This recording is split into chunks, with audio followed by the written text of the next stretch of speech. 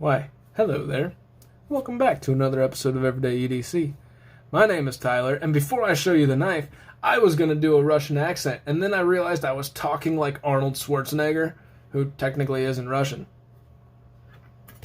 This is a review of the Boker Klashnikov.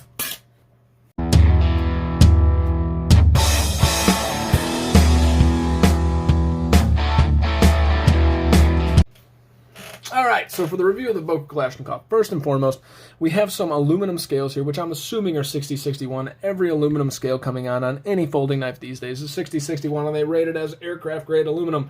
Take that crap for what you will. 60-61 is just another alloy of aluminum. There's nothing special about it. It's not bad. It's just, stop selling it to me like it's like military-grade F-18 heat-resistant shit that can go outside the ozone layer because that can retain heat and, diffuse. No. It's just another grade of aluminum. Yeah, you see that pocket clip? We'll talk about that pocket clip. But here's the other side of it. Not too bad. And then, let's see here. I'll show you guys the inside of the knife. So it's one solid piece. There's a couple little cutouts. Ready? Ooh! There's a couple little cutouts in there, but I don't know that those are weight relievers. I don't know what those are actually doing because you're not really relieving that much weight. So, you got some pretty aggressive jimping going on over here, some pretty aggressive jimping going on here, and some extremely aggressive jimping coming on this blade. Interesting fact, that is a skull. What happened to the other side of the skull? I don't know. Ask this guy. But this is a dagger ground blade. Even though it has a false edge. It is not actually sharp on both sides. It has the blade shape of a dagger grind. Very actually cool looking. I'm not mad about that, actually, about this. The skull I could do without, but the dagger grind looks very, very cool. Very symmetrical, makes it look sweet. You have something written on there in Russian, which I don't know what it is, or maybe it's not in Russian, but interestingly enough, Russian pride made in Taiwan. Bam! But let's talk about that pocket clip. Does anybody remember finding, a bobby pin in, their mom's, bathroom? And then slapping it on a prototype of the Boker Klashnikov and saying, hey, try this out? Yo, Ma, you're missing your freaking bobby pin because that's what that thing looks like. It looks dumb. And even more so, why do you need to be 17 inches long? Let's see here. Yeah, you are. You're like 17 inches long there. There's no reason for that. I'm not trying to pick on the guy, it's Boker. It's like they're kind of filling a niche, but yeah, that's a little obnoxious. So obviously, if you guys haven't been able to tell by now, this is an automatic. And give it some credit. This thing fires just as hard as the rest. I don't give a shit what anybody says. ProTech, launch. I have my launch 10 that my brother-in-law got me for Christmas. And, oh yeah, that thing fires hard as hell. I don't care if you guys are going to tell me one fires harder than the other. It's all dependent on a lot of different things. So don't consistently tell me that ProTech fires harder than this when I have a ProTech Godfather in my box that you guys didn't even know I had because I didn't unbox it yet. And I can't even get that thing to not go side to side without opening. Yes, it might be an older knife, but you get my point. So anyways, Boker fires just as hard as the rest of them. It fires very hard. So, and 1,700 ProTech fans just unsubscribed.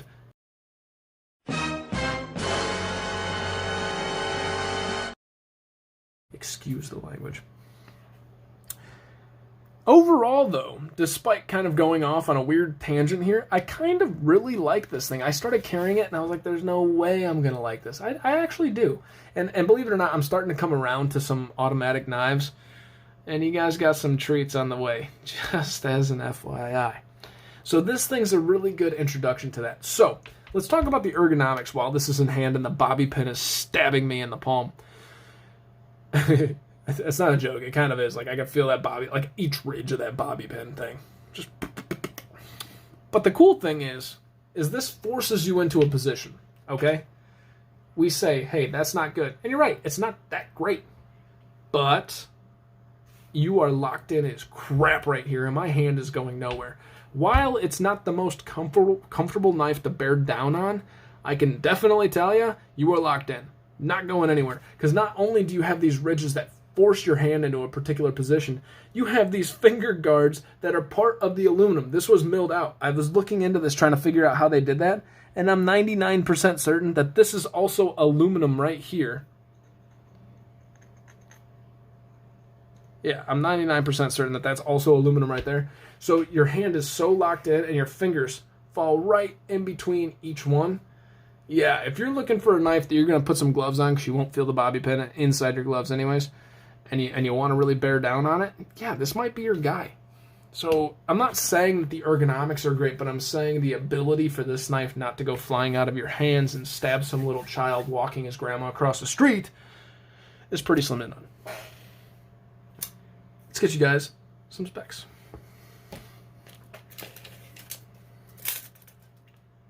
All right. The overall length of this guy's coming in at just over 7.5 inches. The blade length is coming in at about 3.5. And if I could stop moving it to suit my point, the cutting edge is coming in at about 3.25. What's that? How much does it weigh? We will never know. If we didn't have a scale that you guys can't see because my lighting's weird. Boom. All right. Kind of feeling a little obnoxious today. I've recorded a couple of videos. I think I'm going slap happy.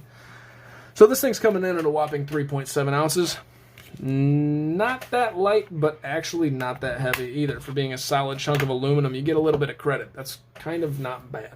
Under the 4-ounce mark. That's cool. Boom. Let's get you your blade stock thickness.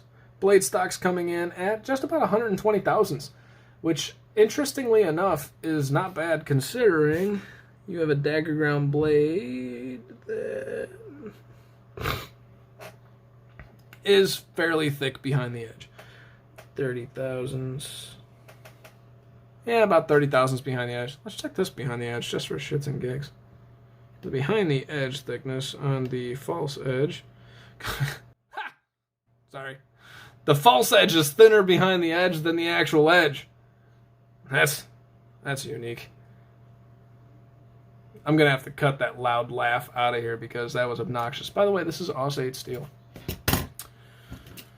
So, the overall thickness is coming in at just about 1/2 inch, relatively average.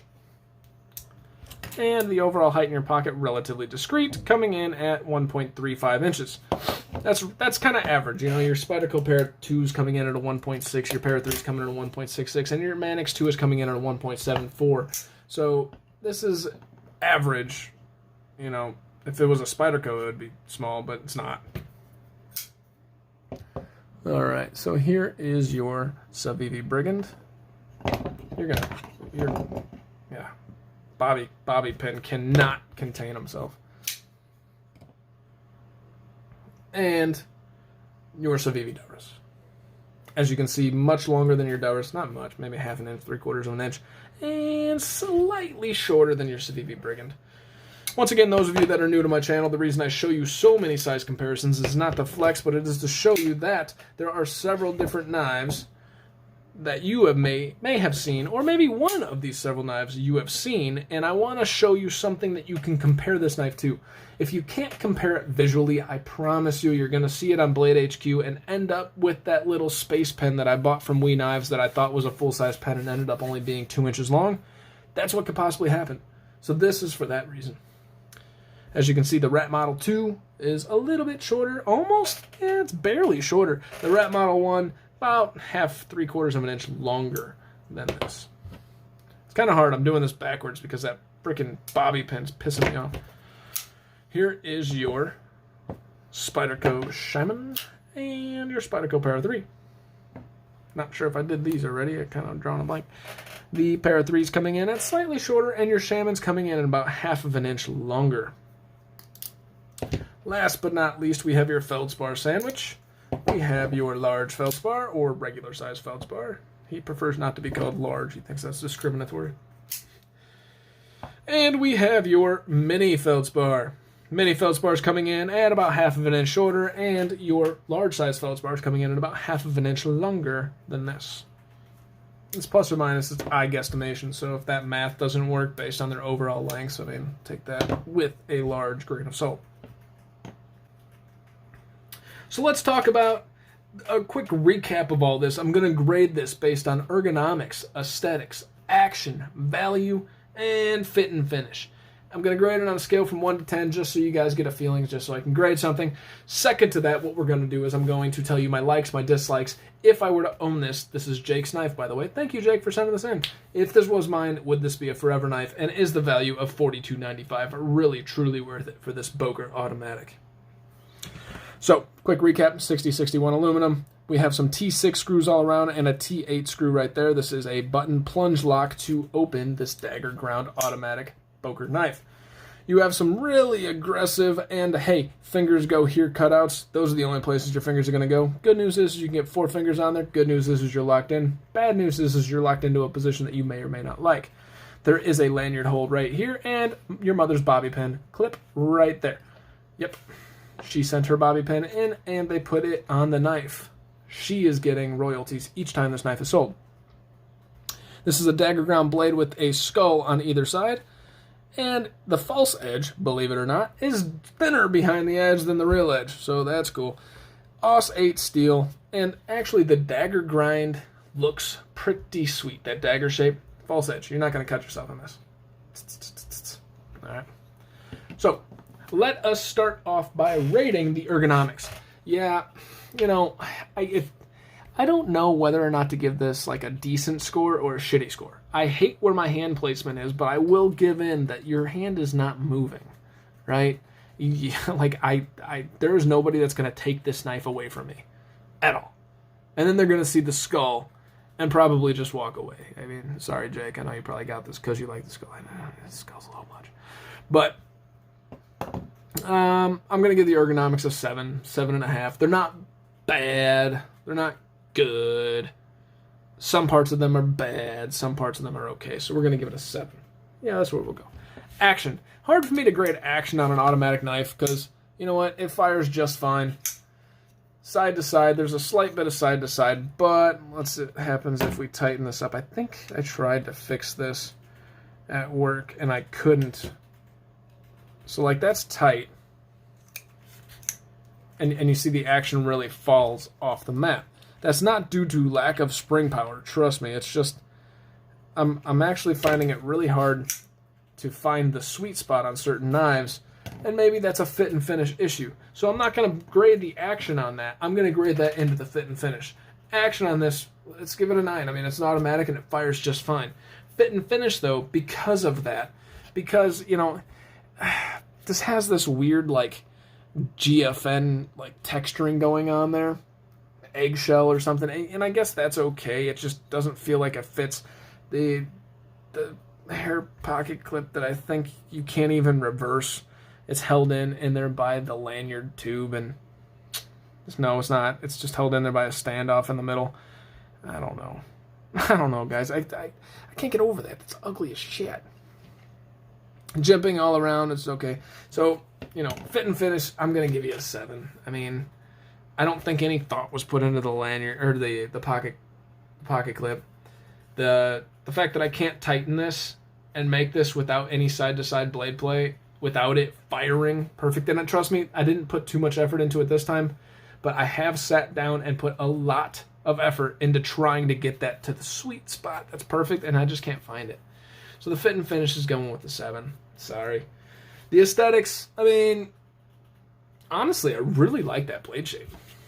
I think that blade shape looks really, really cool. The handle looks, the skull, like I said, the Boker on there with that little Boker thing on there, the Aus 8 probably should have left that off, and then a serial number. So, yeah, I mean, aesthetically, I love the blade shape. Everything else is kind of, so you're going to get a 7 there. Value. Does this go against everything I just said? $42.95. $42.95 for an automatic that fires relatively reliably. I have not had any issues, and it works just fine. So for $42.95 for an automatic side-opening knife that's 3.2 inches long or whatever it is, it's going to get a 9. Doesn't make sense because everything else got rated lower. But this is an automatic knife that fires reliably, and actually, I'm not mad at Boker for doing this. I just don't like the overall design. The value, I think, is pretty good. AUS 8, $42, you might say, but it's an automatic knife. Once again, remember that. Fast forward to some of the other automatic knives short of Launch Series. Launch Series all coming in at 154 cm, but you get into the Protex, they're 154 usually, right? And they're charging double what the Launch Series is. So value on this is pretty darn good. What do I like? I really like the price, as you couldn't tell. The power of the blade. I mean, yeah, it fires out just hard enough that I believe this is on par with the others. It might lose some spring power. Maybe the spring's a little worse. I don't know. I like the simplicity. It's an automatic, but look, there's nothing there. Everything's just held and contained right there. There's nothing else. No other moving parts. You can just spray that clean and call it a day. And I really do really like that blade shape. I don't know that I would ever get it on one of my knives. I don't know if I like it that much.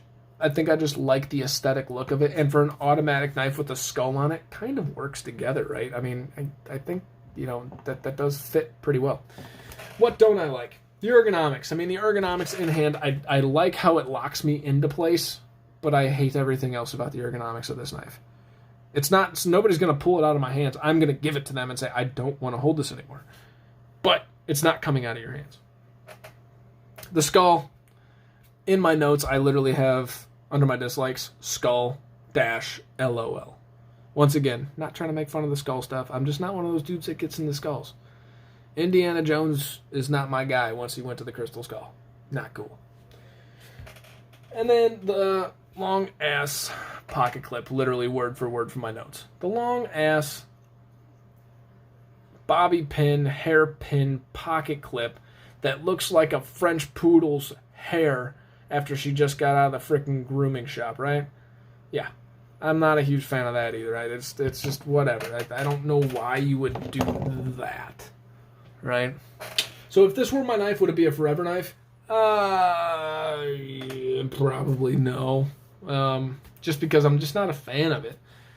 Do I think it's a great knife? Yeah, for the price and what you're getting with the AUS 8 steel, okay. But $42 for an automatic knife and a very simple constructive design that's aluminum that you're not going to you can beat on this thing and it's probably going to survive the test of time. So, I mean, I truly do think this is a good knife. Kudos to Boker because I was kind of not really willing to give them a shot thanks to Jake for sending it out here. And, yeah, I think this is a win on Boker's side, because of the price. Had they gone up any more in price, I think that opinion drastically changes. But for what you're getting for the price with a side opening automatic, I think this is a perfect way to dip your toes into that world. That's all I got for you on the Boker Klashnikov. I'm gonna try to do my impression of the Arnold thing that I was gonna do. I'll end with it. Let me try to figure it out. Thank you guys so much for watching the Boker Klashnikov. My name is Tyler, and this is Everyday EDC. Stay sharp, stay safe, and pump it up.